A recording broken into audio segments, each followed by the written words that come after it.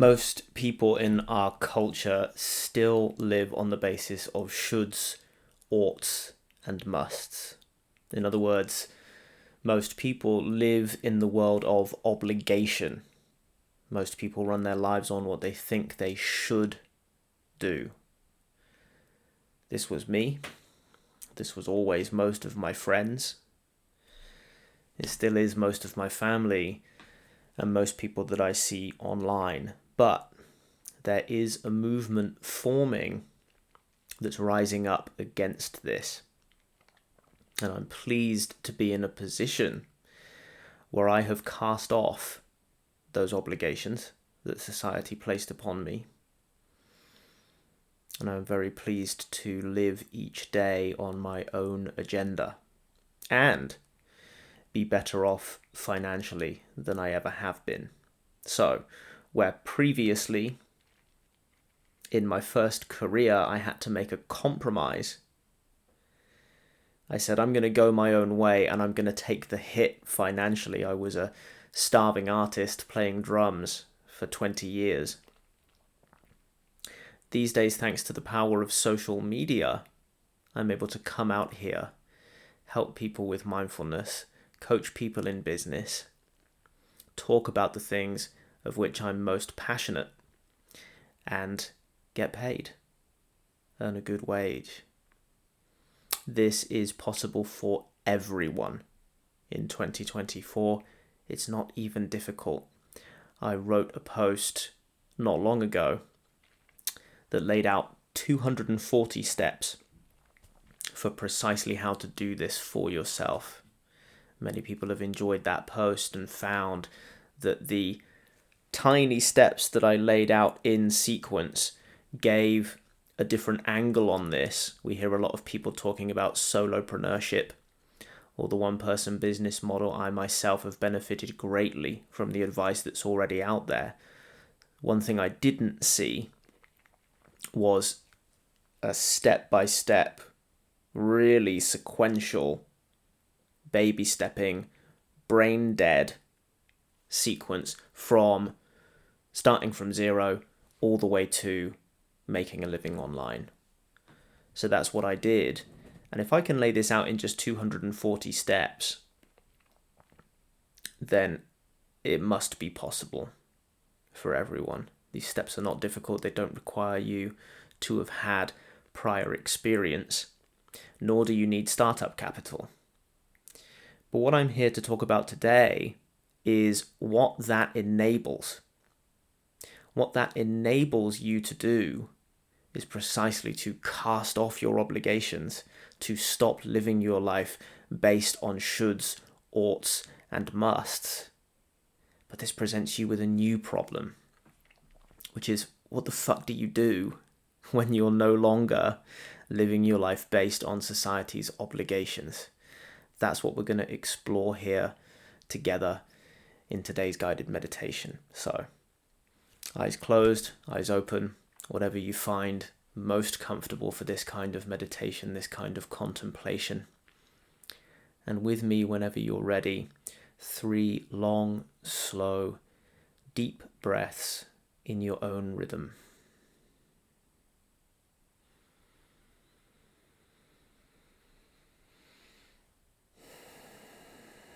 Paying attention to the sensations of the breath brings you into the present moment.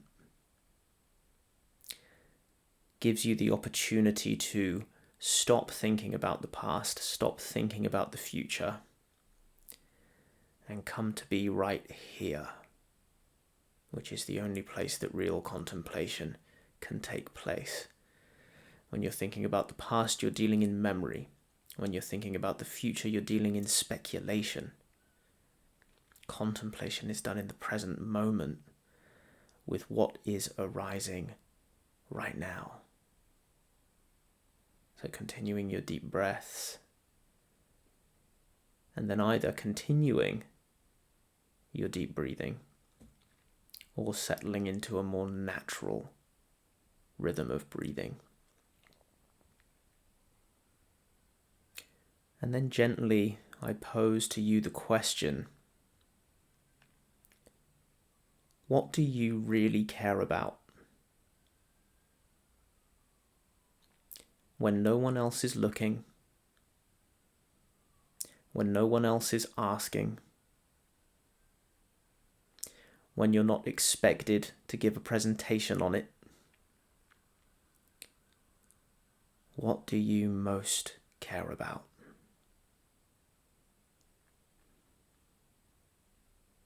If you're anything like me, you'll find this question difficult to answer at first, which is precisely why you should ask. This is a problem if you can't answer this question. Knowing what you truly want doesn't mean that you will immediately become selfish.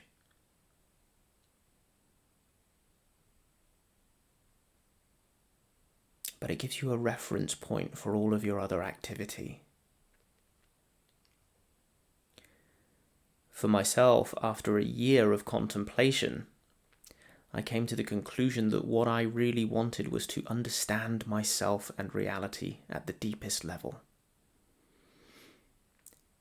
It then took me another 2 or 3 years to transition out of my old life and into this life where I talk about this stuff all day, every day. Now, I think we can get you there faster. But this depends upon this all-important question. What do you really care about? What do you want to represent? If you could talk about one thing and one thing only for the rest of your life, what would that be? Forget social norms. Forget what you've been doing up to now. Forget even any designs that you've made for your future to date. And examine this important question with me freshly. What do you most care about? Of course, you might look at your behavior for clues.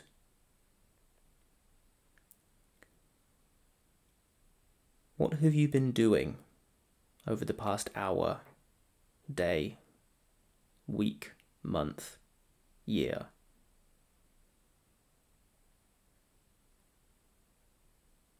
What have you been thinking over the past hour, day, week, month, year? What have you been feeling? What have you been reading? What have you been searching? What have you been speaking about?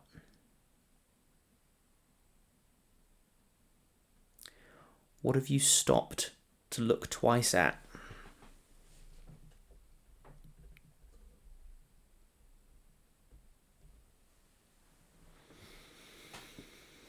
What have you stopped to look twice at?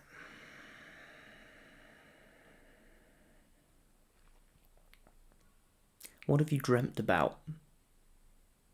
What have you daydreamt about?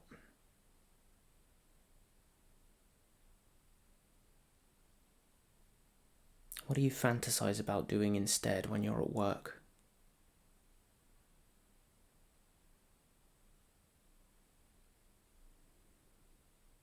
What's on your screensaver? What's in your photo reel? What do you talk about on your personal social media accounts?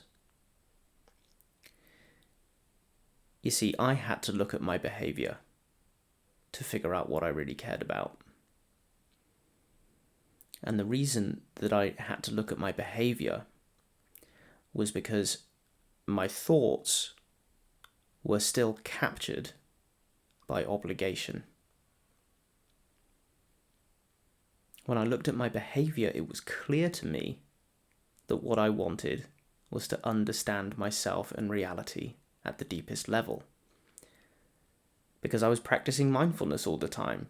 I was speaking with my Dharma teacher all the time. I was reading self-help books all the time.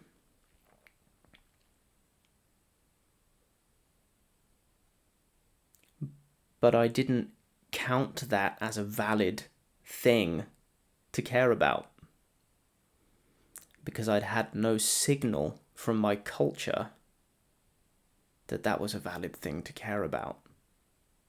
In other cultures, perfectly valid thing to care about.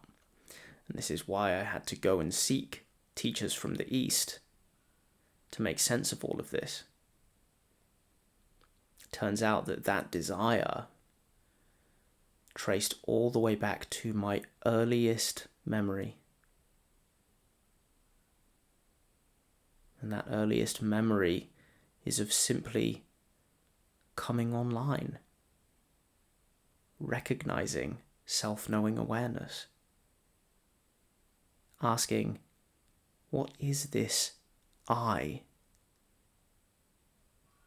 What is this center of my experience? What is this knowing?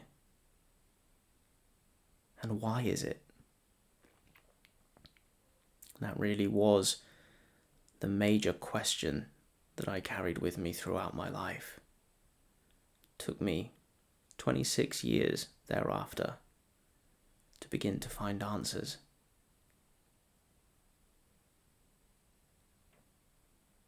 And those answers were worth the wait. And I tell you, whatever answers you're waiting for, relative to your genuine curiosity, they will be worth the wait, no matter how long you've waited, even if you have to wait longer than I did, 40 years, 50 years.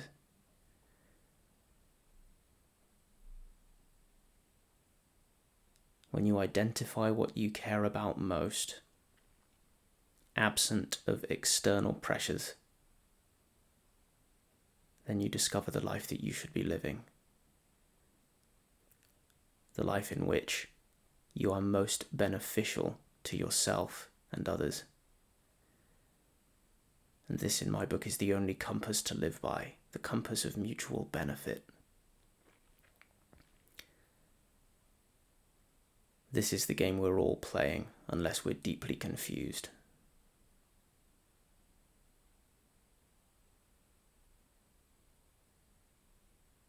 So, what do you most care about? When no one is looking, when no one else is asking.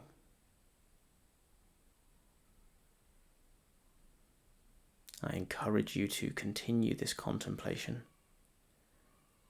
for as long as you would like.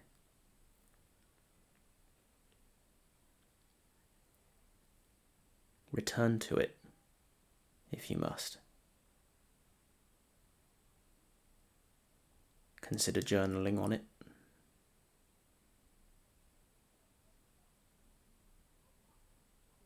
Consider seeking guidance on it from someone you trust, someone wise. But for now, I'll leave you in silence so you can continue your contemplation as long as you please.